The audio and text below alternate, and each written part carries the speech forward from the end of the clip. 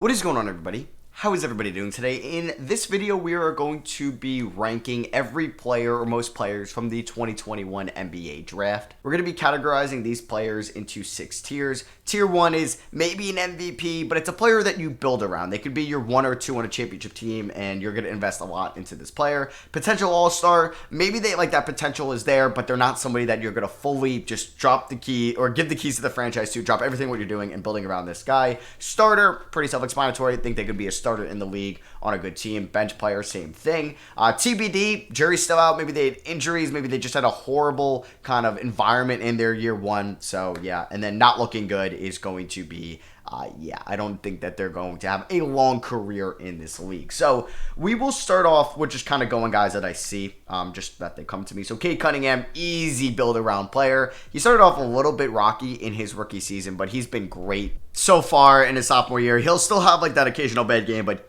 if you watch him, he's clearly that guy that you build around, and he is here twice, so I will not be ranking him twice. Josh Giddey.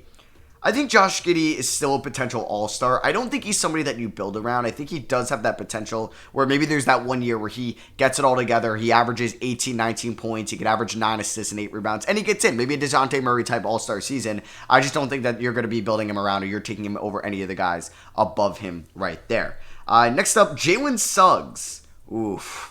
Jalen Suggs looks like I think he could be a potential starter in this league. He's been struggling throughout kind of the first part of his rookie year. I just kind of want to show you guys. He was injured in his rookie season. I meant first part of his career. In his sophomore year, man, he's getting a large role too. He's playing 28 minutes a night. He started 6 games, shooting 43 from the field, 28 from 3, 12 points, 5 assists. Now, not bad numbers. The efficiency isn't there, but he's still incredibly young. So, I'm not saying that this is where he's going to be throughout his career. Could there be a potential all-star in him? Yes, 100%. But right now, I'm going to say that he's looking like he's going to be a starter throughout this league and not somebody that you're going to build around that you were kind of excited for when you were the Orlando Magic when he fell to you at pick 5. Franz Wagner, potential all-star. I love Franz. I love him and Banchero together. Banchero, somebody you build around, but I don't think he's in that K tier of somebody you build around. I think he could be an all-star one day, but I don't think he's going to be that number 1 on a championship team. So yeah, there's actually a lot of duplicates in here, so just ignore those. But Chris Duarte, I think Chris Duarte could still be a starter on a good team. Maybe not the 1, the 2, the 3, or even the 4th option. It's tough for him because he's already 25, and this is his 2nd season, and his numbers have actually kind of gone down this year. But I don't want to say that he's going to be a bench player. But then again, is this his peak of his career? Is he in his prime? Is this the Chris Duarte prime? I don't know. There's a chance I drop him down a bench tier, but I feel like that'd be too mean. Evan Mobley, easy build around. He is somebody that you 100% drop everything what you're doing. You give him the keys. He's going to be a future decoy in my opinion, and he is somebody that you would want to build around. Corey Kispert, I think as a bench player, Kispert is somebody that is really just specializes in that shooting aspect. I wanted him to go to a little bit better of a team last year than the Wizards, with his production dropping down a little bit to start the season this year. I still think that he will be a viable 3-point shooter, but if he's not going to be hitting his threes, the one thing he was great at Gonzaga, it's going to be tough. But I don't think it's not looking good for him. He'll be playing on most of that contract. James Bouknight. I mean, I don't think I could put him any bit higher than that. He's already had his off-the-court issues, but you're looking at him right now. I don't know. Is bench player being too nice? Bench player might be being too nice because he has been awful. And you know what? With the off-the-court issues, maybe Charlotte doesn't even pick up that 4th year. He plays 3 years there. You know what? James Bouknight is going to be in our first not looking good tier. Yeah, that is not great for him. Scotty Barnes. He's probably somebody you build around. Now, I don't think he's the first player you build around on a really good team. I think he'd be the second guy. He's a guy that does a little bit of everything. He'll score, he'll pass, he'll rebound. He's a good defender. If his 3-point percentage is going to be a lot better this year, that is a good sign. And he's only 21 years old. So Scotty Barnes is going to be in that build around guy. I would rather build around Cade and Evan Mobley, but he's probably going to be that 3rd guy that I would build around. Next up, we have Alperen Sengun, who's off to a great start this year. I think Sengun, if I'm going to put Josh Giddey there, I feel like I got to put Sengun. Looking at just Josh Giddey's numbers so far, I don't know if the 3-point shot is ever going to be there, and just kind of like the eye test from him, it doesn't look great, but he's a guy that does a little bit of everything, and that 3-point shot doesn't need to be here as long as he realizes that. As long as he realizes, okay, maybe I shouldn't be taking 3.5 shots a night, I should be taking 2 shots a night, or 2 threes a night, excuse me. But looking at Sengun, he's off to a great start for the Rockets this year in their first 10 games, but they're one of the worst teams in the league. So is this an empty stats on a bad team? Who knows? But 17 points, 9 rebounds. He's still only 20 years old. 20. He's going to be 20 throughout this season. He's incredibly young. The potential is there. I would probably rank this 1, 2, and 3 of these guys that I think could be potential all-stars. Franz to Giddy to Şengün. Yeah, I had to get a new tier list here, but Josh Primo, honestly, if there was a soul tier, he would be in the tier below of not looking good because he's out of this league, and I don't think he's ever going to be in the league again. So you know what? We're adding the Josh Primo tier. Jalen Green, man. Jalen Green, it's a debate. Do I want to put him in that top tier of somebody you build around, or do I want to put him in the potential all-star? But you know what? I think he is somebody that I would build around. I would prefer...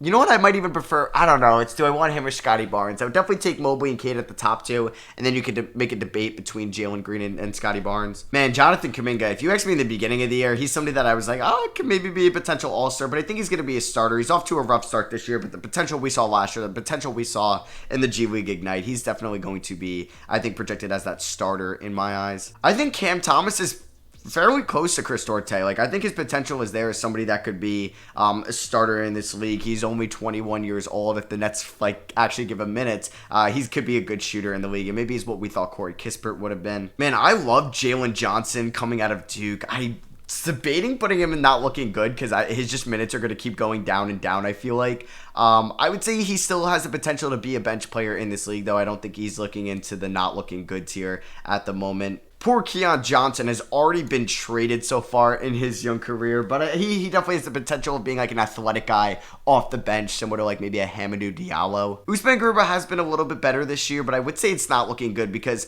I don't know. I feel like the minutes aren't there. He's been a little bit more efficient with the ball in his hands, and I thought he was going to be a great defender. But you know what? Instead of the not looking good tier, I think he's going to be in the TBD. He's still extremely raw. We'll see what he ends up doing. I don't know what I'm doing right now with that. But yeah, let's put Scotty Barnes up there to build around. But yeah, Usman Garuba, he's going to be in the TBD tier for me because I think the jury's still out on him, what he's going to be. Can he just be such a versatile defender that he's more on the bench or maybe even a starter one day than the not looking good tier? I would say it's not looking good for Day'Ron Sharpe. Now, the Nets have an extremely thin big man rotation, and he is still struggling to 5 minutes this year. Maybe with Jacque Vaughn, he's going to play a little bit more, but yeah, I would say it's not looking good for him at the moment. Same with Jaden Springer. He just really hasn't had that big of an opportunity for the Philadelphia 76ers so far. Santi Aldama, man, like, coming out, I was like, I didn't literally watch one game of him at Loyola Chicago. His rookie year, he really, rarely played. And this year, he's been all right for the Memphis Grizzlies, and I think he's going to be good enough.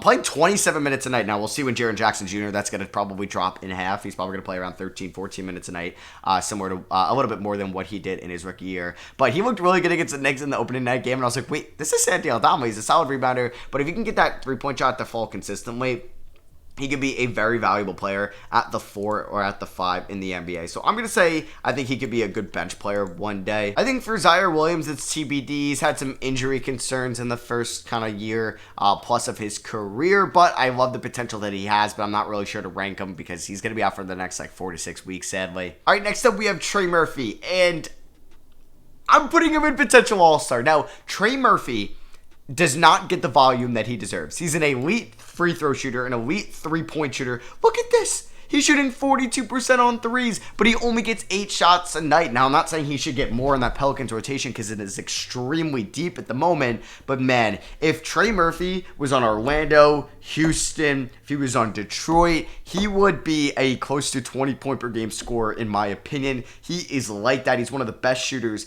in this league under the age of 25. I think he could be an all-star one day. Just depends on the volume of him. I love Trey Murphy. Probably know that by now, but yeah, I think he's just the real deal. For Moses Moody, he's been, I think, probably right now as a bench player, he hasn't really shown me anything that he could be a long-time starter in this league. You could put him in TBD now because, yeah, there's so many people ahead of him in the pecking order, at least scoring-wise, like Wiggins, Clay, Jordan Poole, Steph Curry, even you could say Wiseman and Kuminga are in front of him there. But yeah, I think he's right now a bench player. I really don't have any, I can't really put him any higher. Quentin Grimes. Oh, this is going to be a tough one.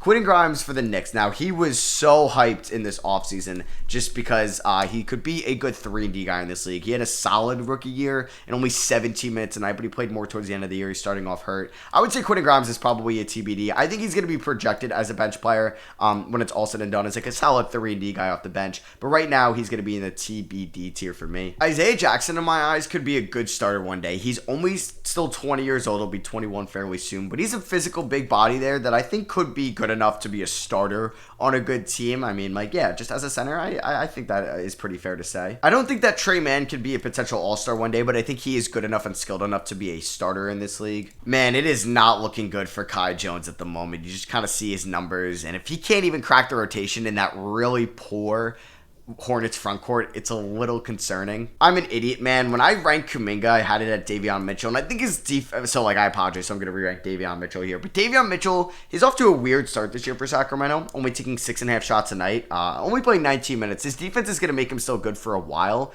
It is weird that he isn't played that much. So right now, I'm going to have him projected as a bench player, but I really thought that he would be definitely above like Trey Mann as a starter going forward. For Josh Christopher, man, it's not looking good either. The three-point shot is not falling. He's not really in the rotation as much. Yeah, I mean, year 2 is a big year because you kind of want to solidify yourself as you have the intangibles to be good for a long time in this league. Because then if you're not good in year 2 and you weren't like anything crazy in year 1, the team might decline the 4th-year option going into the 3rd year, and then it gets a little scary. All right, I'm going to assume that this is Bones Highland. This might be the most embarrassing thing, but Bones Highland's efficiency to start the year has been pretty bad. I'm surprised he's still able to take 11.5 shots a night for the Nuggets this far in because they're trying to be good. So I'm not really going to take the 14 points with a grain of salt. He has not been great at all this year. I still think he could be like a really good 6-man one day. We'll see if he's going to be efficient enough as a starter, but no, I think he could be starter eligible. I think he could be like a starter criteria when it's all said and done. And I think this is Kuminga. It's hard because I'm trying to look at images of Kuminga, and it's like his hair is so short in this, and like his G League Ignite photos, like that might not even be Kuminga, so I apologize, but I'm saying this is Kuminga. I still think he could be a starter in this league. So just kind of good players that weren't listed in this tier list because it's basically every single first-round pick. But yeah, we did just rank every first-round pick. So guys that I think could be mentioned, Jamar Robinson Earl, I think could be a solid bench player in this league for a couple years, as he's a smart, high basketball IQ, efficient guy inside. Ayo Dosunmu, I think, has starter potential, and he is kind of shown that for the Bulls this year. Definitely. I wouldn't say potential all-star, but definitely starter. Kind of has that intangibles of being a starter. Herb Jones, not a potential all-star, but goddamn, can deep like his Marcus Smart is never going to be an all-star, never was an all-star, but Herb Jones could definitely be in that defensive player of the year conversation one day. He is already 24 in this league. I think like Jared Butler, Greg Brown, Kessler Edwards, they can all be kind of bench players someday. Delano Banton, I would say bench player as well as Brandon Boston, Charles Bassier, my guy from the Supersonics franchise, and Aaron Wiggins, but none of those guys I could see as starter criteria, just not going through every second round pick. So let me know what you guys think. Josh Primo tier is basically out of the league. Not looking good. Like they really got to pick it up in the next part of this season. TBD, like Grimes and Williams have dealt with injuries. Garuba, I still can't see what he's going to be for the Rockets, and if it's for the Rockets long term. Bench player, they do something well. They're athletic. They can either play defense or knock down threes or play good defense. But yeah, maybe they could score maybe at 3 levels. Who knows? Starter, let me know if you think Suggs should be higher or lower, Duarte should be higher or lower, or anybody else in this tier. These are the potential all-stars. You can maybe say that I'm too high on Trey Murphy and he should go here. And then these are the guys you build around. So let me know what you guys think down below. Drop a like if you did. I love you guys, and I'll catch you on the next one. Peace.